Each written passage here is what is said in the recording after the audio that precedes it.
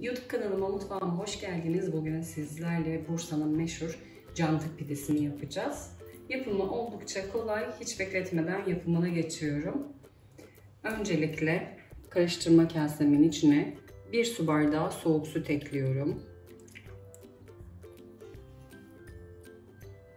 1 su bardağı da sıcak su ekliyorum. Birbirini dengelemiş oluyor. İsterseniz ikisini de ılık kullanabilirsiniz.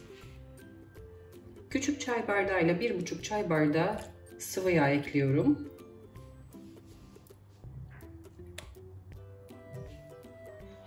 Silme 3 yemek kaşığı toz şeker.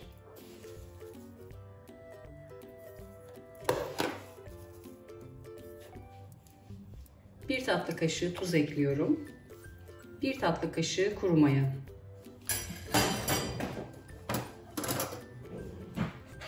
İlk olarak sıvı malzemeleri şöyle bir karıştıralım. 2 adet yumurtam var. Beyazlarını hamurun içine, sarılarını üzeri için ayırıyorum.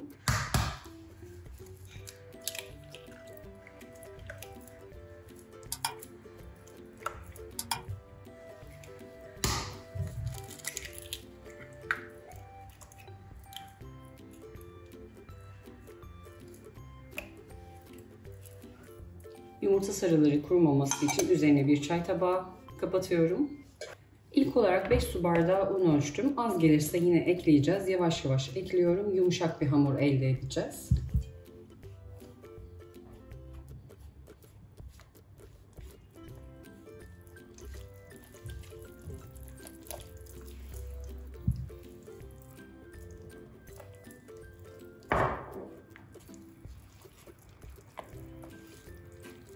Yumuşak, ele yapışmayan bir hamur yoğurdum. Pürüzsüz olana kadar iyice yoğurdum. Şu şekilde. Toplamda 7 su bardağı un ölçmüştüm. 2-3 yemek kaşığı un arttı. Üzerini buzdolabı poşetiyle kapatıyorum. Yine üzerine mutfak havlusu seriyorum. Oda ısısında en az 1 saat kadar mayalandırmaya bırakıyorum. Hamur mayalanırken biz de iç harcını hazırlayalım. Bunun için 2 tane yeşil biber, 1 tane kırmızı biber, 2 tane domates, 1 tane de büyük kuru soğan kullanıyorum. Sebzelerin hepsini rondodan çekeceğim. İnce ince doğramaktansa bu şekilde daha kolay oluyor. Şöyle iri şekilde doğruyorum. Sonrasında hepsini hafif dişe gelecek şekilde, çok sulandırmadan rondodan çekiyorum.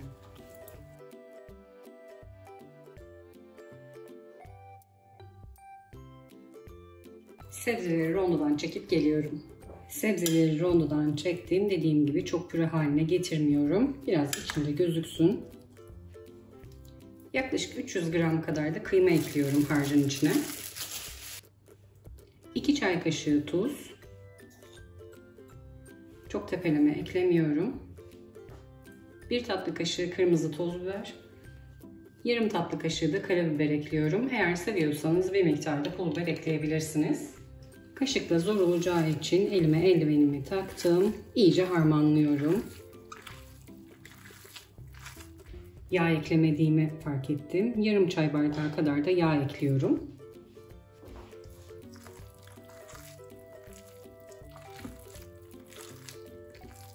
İç harcımız da hazır.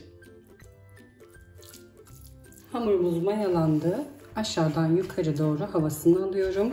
Sonrasında maya kokmaması için.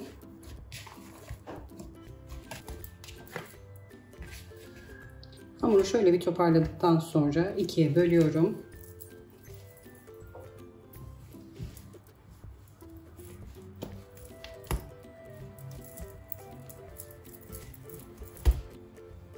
Şöyle tezgaha yapışmaması için bir miktar un serpiyorum. Toparlarken rahat toparlayalım.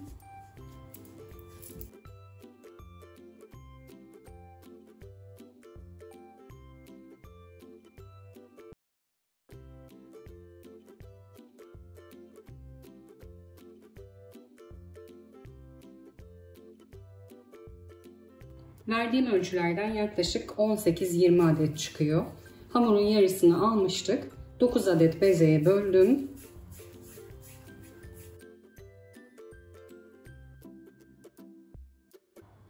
mandalinadan biraz daha küçük bezeler elde ettim. Yine eşit olmayan bezeleri şöyle eşitleyebiliriz.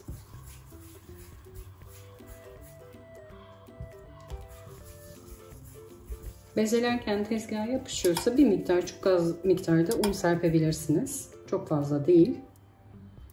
Kaseye çok az zeytinyağı ekledim. Tezgaha zeytinyağı sürüyorum. Artık bu aşamadan sonra un kullanmıyoruz. Bir bardak yardımıyla şekil veriyoruz. Bardağı zeytinyağına batırıyorum. Yine bezeyi hiç düzleştirmeden bu şekilde ortasını açıyorum.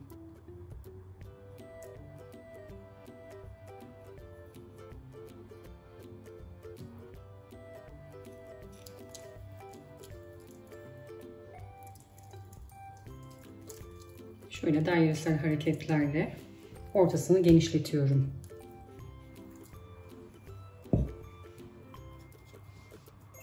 Yine elimizle de şöyle biraz yükseltelim.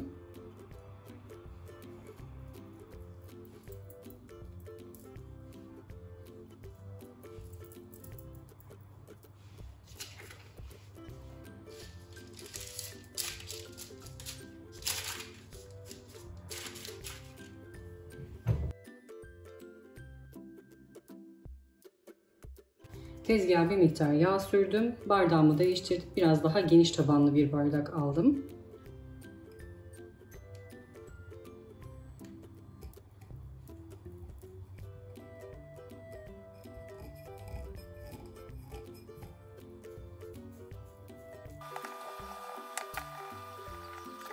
Diğer hamurları da aynı şekilde hazırlayıp geliyorum.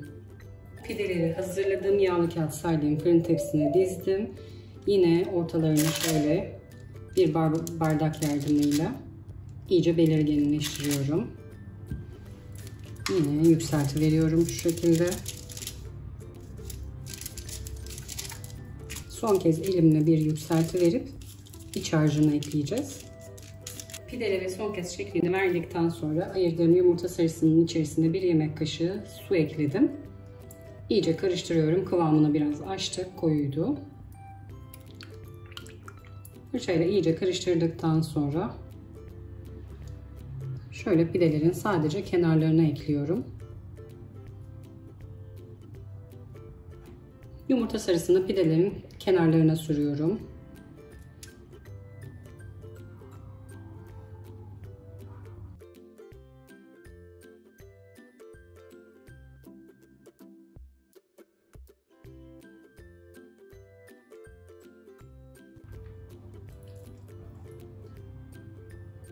Kıymalı harcı son bir kez karıştırdıktan sonra çukur kısımlarına kıymalı harcı da ekliyorum.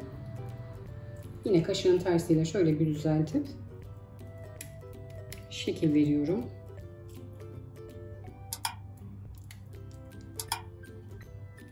Yine kaşıkla da şöyle şekil verebilirsiniz pidelere. Mayalı hamur olduğu için çok kolay şekil alıyor. Bu kadar kolay bir tarif. Hazırlaması da çok eğlenceli. Mutlaka deneyin. 15 dakika tepsi mayası yaptıktan sonra 180 derecelik alt üst ayarlı fırında pişiriyorum. Canlı pidelerimiz hazır. Fırından çıkardım, ılındı. Şöyle iç dokusunu da göstermek istiyorum.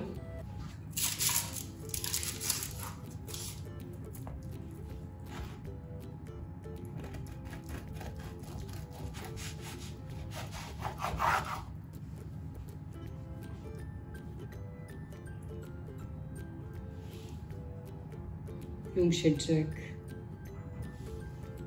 Hazırlaması çok eğlenceli, harika bir yöresel lezzet.